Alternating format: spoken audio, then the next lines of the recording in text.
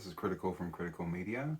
Just taking a look at the Batman Omnibus artist perspective from Jeph Loeb and Tim Sale. This is a book that released back in 2019. However, the reason why I'm doing this is because I noticed that through 2021, earlier DC released Catwoman When in Rome, and as of this month, they're releasing the Long Halloween Deluxe Edition. So both are hardcovers, and I just figured, I'd do a value proposition here with folks. So, there's nothing wrong with getting the deluxe editions. I have quite a few of my own, and I love them. They're great, and they're actually great ideas for gifts. As a matter of fact, I got one for my nephew.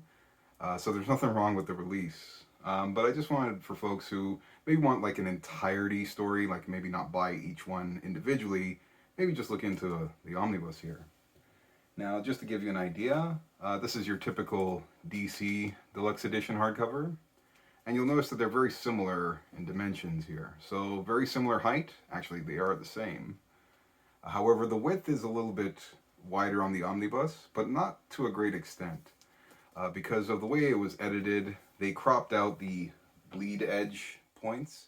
So it's usually like a white edge, as you kind of see here. Like it's more boxed out. So not bad there. And on the, at least omnibus here, on the dust jacket, we have some beautiful Tim Sale work.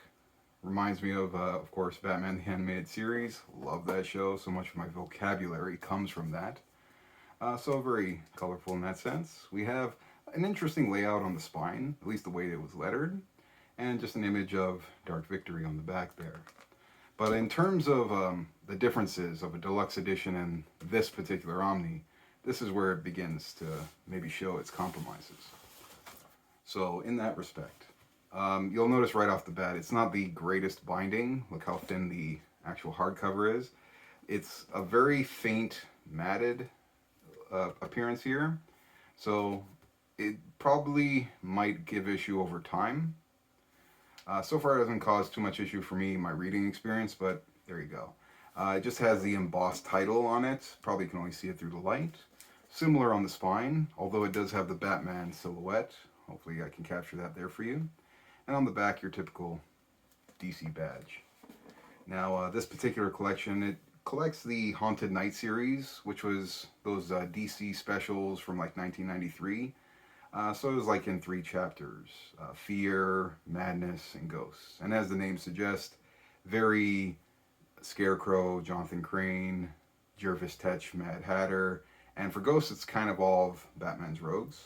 And Tim Sale is the artist throughout this whole collection, so thank goodness for that. You get a little preview of a bookend here. And I like how at the beginning you have this bookend of the candle, but then by the end of the book here, you get the candle being extinguished. So I like that aspect as well. There it is there. And speaking of bookends, this borrows from the Dark Victory story. So it's a pretty meaty book. It's just about 1,000 pages. I appreciate that's what that's what DC does. Their omnis are very page value centric, so I like that about them. And at least I've cut it up here so that you can kind of see how much fills up each story.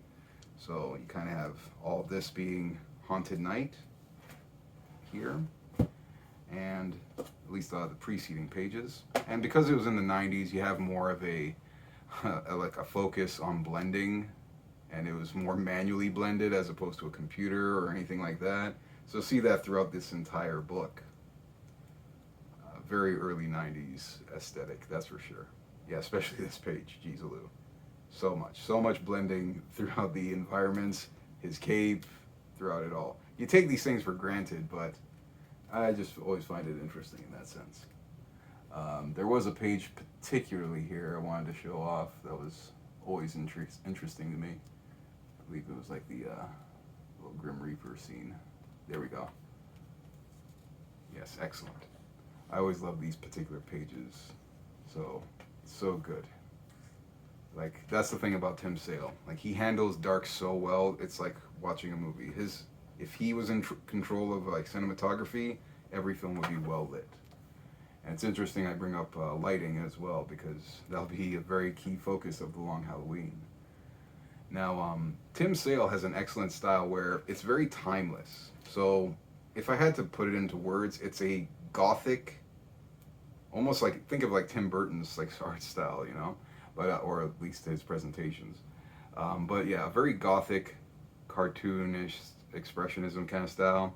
So it's not trying to be too lifelike. It can get very abstract, but that's a great thing because it allows it to be very, very influential. Like it allows Tim Sale to really evoke a lot, just out of mood and through just use of darks or dark imagery. And he does only, sorry, I shouldn't say only. He does tend to stick with a lot of, you know, three color motifs for panels. So the Long Halloween, it's a pretty much a detective story. Uh, in that light, it does borrow themes from films like clearly Godfather, and that's what I love about it. Like it even opens very similar to Godfather. You're at a wedding, and similar kind of thing. Harvey Dent's doing exactly like what the cops were doing in Godfather, taking license plates, and it centers around a one and done antagonist in the character known as Holiday. So, as the name suggests, it's a killer that seems to just focus on holidays, do mass killings, or just a single hit. And because this is shortly after Batman Year One, Batman's an excellent crime fighter, but not the greatest detective yet. So you do see like the evolution of that throughout this series. And yeah, you're introduced predominantly because of the whole crime family, the Carmine Falcone crime family, and the VDs. So in that light, you get to see how the power struggle went from your traditional criminal over to eventually the Batman rogues. And that's something I like about Jeph Loeb. He borrows so much from the Batman lore that you feel like you're at home. Like it's so familiar because it's using a lot of familiar traits. And yes, it's just beyond perfect. I love the way he does Joker too, like his teeth and all that. Looks very, very cryptic, but excellent throughout, as you can see. And as I mentioned, like it does do a few nods to Godfather throughout this book, so I do appreciate that. That's one of my favorite films ever. Just to show off a little bit more of that there. See, pretty much Vito Corleone instead it's the older Vidi, and a very similar kind of outcome. Love that. And I believe I just have here some kinetics, just to show you what Tim Sale usually does for it. Your typical Batman appearing at a bar. Guy tries to come at him with a bat. I don't know what you're thinking, because there's Batman to just whoop butt.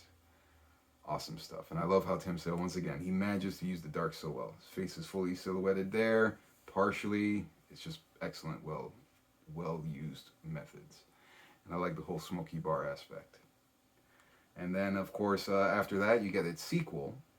But the beauty of Long Halloween is it not just tells a great detective story, it also serves as the Harvey Dent Two-Face origin.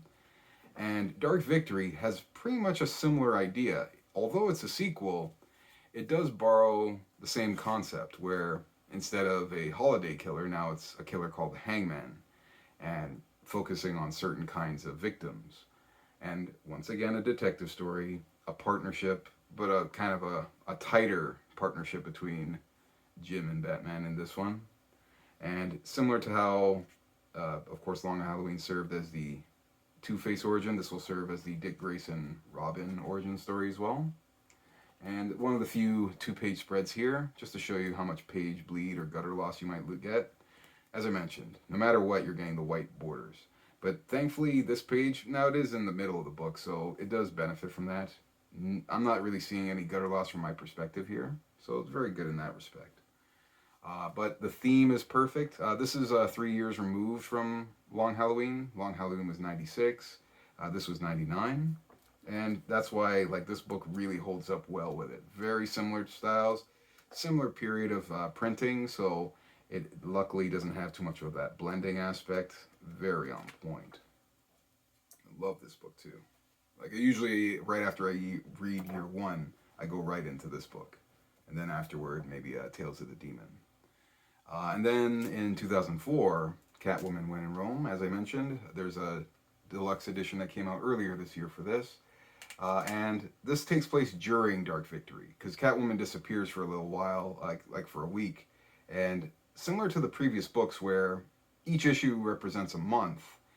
In this series, each issue represents a day in the week. So it's like Monday, Tuesday, Wednesday, Thursday kind of thing. And this one's more of a personal story, although you will get awesome imagery no matter what. I noticed Tim Sale kind of walked away from using yellows, outside of Daredevil yellow over there. But I like how he kind of returns to it here. And because this is 2004, you can see a lot more computer coloring here, benefiting. Although it gives it more of a, I guess what, a watercolor blended look. So it's very good in that sense. Now, all round, all the stories in this book, I would say probably not Haunted Night so much, but all of them have like a very mature kind of sense to it. I'd say if you're 12 years old and up, yeah, you should be mature enough to read it. But yeah, it can be, as I'm kind of showing with Catwoman here, she's quite seductively drawn and whatnot. And yeah, the violence, yes, you will see blood. It does get kind of graphic at times. But all in all, like it's not too much that it would hurt you, I would say. A lot of bonus content here. I noticed the deluxe edition is boasting 380 pages, which is actually similar to Long Halloween. Long Halloween is 370 pages, the story itself. So you're not really missing much either way. But as I said, this is predominantly just a value proposition. There's not really a bad choice either way, but I considered that, the omnibus is less than half the additional cost. Yeah, it's something maybe to consider. But hey, nothing wrong with either choice you make. I wouldn't mind hearing what choice you made, that is, though. Feel free to leave some comments down below. I would love to read them out. I wouldn't mind doing other Tim Sale books as well. Or Jeph Loeb Tim Sale, or just Jeph Loeb on its own. But hey, I'll see you folks in the next video. But until then, enjoy the rest of your day.